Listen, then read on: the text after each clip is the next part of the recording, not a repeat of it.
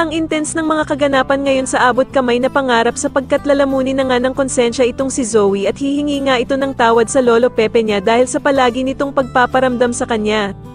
Subalit wala naman siyang kaalam-alam na nasa likod na pala niya si Giselle, at dito nga ay mabubuking siya nito sa ginawa niyang pagtulak kay Don Pepe sa bangin. Samantala habang nagaganap ang prayer vigil na ginawa ni Giselle para sa kanyang amang si Don Pepe, ay mapag-uusapan nila Zoe at Moira na umattend din dito. Dito nga magugulat sila Annalyn dahil sa a-attend si Zoe na nakaitim na damit dahil para nga daw itong a-attend ng patay. Samantalang ang bruhang si Moira naman ay dadating na lasing at galing pa nga sa inuman. Kaya naman ay galit na kukumprontahin ni Giselle si Moira at tatanungin niya ito kung bakit daw ito pumunta ng lasing.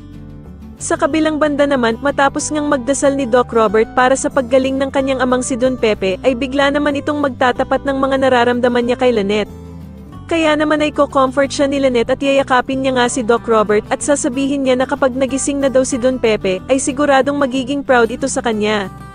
Subalit makikita naman ni Michael ang ginawang pag-comfort ni Lynette kay Doc Robert at dito nga ay agad niya itong isusumbong kay Doc Carlos.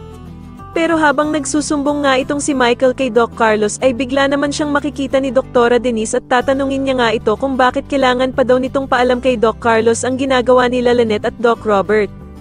Samantala ay hindi na nga makakapagpigil itong si Zoe at halos mabaliw na nga ito dahil sa sobrang konsensya niya sa ginawa niya kay Don Pepe at dahil na nga din sa palaging pagpaparamdam nito sa kanya. Kaya naman ay pupuntahan niya nga ito at hihingi siya ng tawad sa matanda, subalit wala naman siyang kaalam-alam na nasa likod na pala niya si Giselle at maririnig nga nito ang mga sinabi niya kay Don Pepe.